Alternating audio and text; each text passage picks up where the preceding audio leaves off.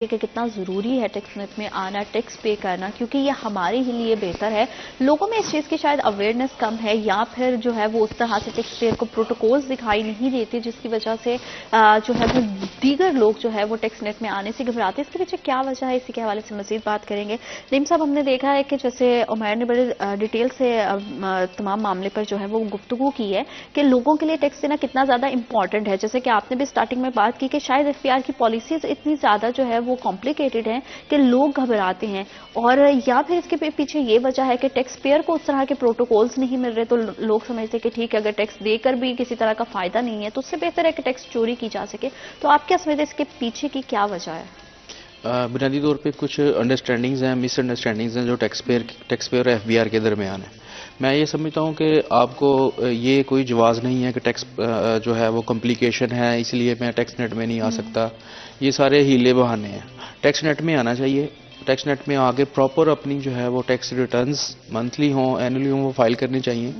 और proper tax net में आने की वजह से ही आप जो है कारोबार का जो फियर है वो भी उसको आप रिलीज़ कर सकते हैं।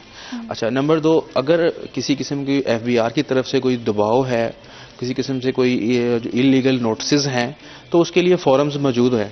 जिस तरह मैं समझता हूँ कि अम्बड्समैन का फॉरम है, एफटीओ जिसको हम कहते हैं, इसी तरह जो अगर कोई ऑर्डर आपके खिलाफ हो जाता है तो आप अपील्स में चले जाएं, लिटिगेशन में चले जाएं, अदालतों में चले जाएं, तो वहाँ पे आपको रिलीफ मिलेगा। तो मैं ये समझता हूँ कि टैक्स पेयर्स को बजाय जो है वो इन चीज़ों की वजह से टैक्स नेट में नहीं आना मैंने ये एक बहाना क्रिएट करे, बल्कि अपने आप को मजबूत करें, स्ट्रॉन्ग करें, जो लॉ है उसको फॉलो करें। अगर किसी किस्म की कोई आपको कॉम्प्लिकेशन, कोई प्रॉब्लम, कोई नोटिस ऐसा आता है तो उसका प्रॉपरली आप कंप्लाइंस करें। कंप्लाइंस करने के बाद आप अगर फिर भी आपके अगेंस्ट कोई टैक्स लायबिलिटी क्रिएट हो जाती है तो आप उसकी अपील्स में चले जाएं।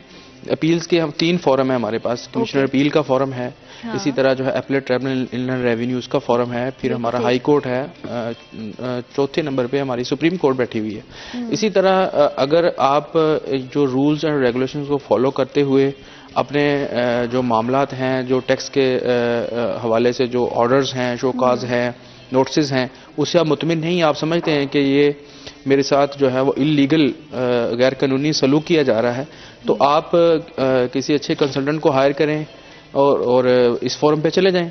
वहाँ पे आपके अपनी जो भी जस्टिफिकेशंस हैं वो अपनी पेश करें। और जो इंडिपेंडेंट फोरम इसीलिए बनाए जाते हैं, जुडिशरी इसीलिए ही जो कॉन्स्टिट्यूशन में अगर आप देखें तो 3 इम्पोर्टेंट चीज़ें हैं, पार्लियामेंट है, उसके बाद जुडिशरी है, एग्जेक्टिव है। तो एफबीआर चूंकि एग्जेक्टिव में अगर आती है तो इसके पैरेलल जुडिशरी भी मौजूद है कि आप जुडिशरी में चले जाएं, अपील्स करें और वहाँ पे अपना जो है वो रिलीफ हासिल करें। मतलब कि अगर टैक्स पेयर को कहीं पे कोई मसला है तो उसके लिए एक प्रॉपर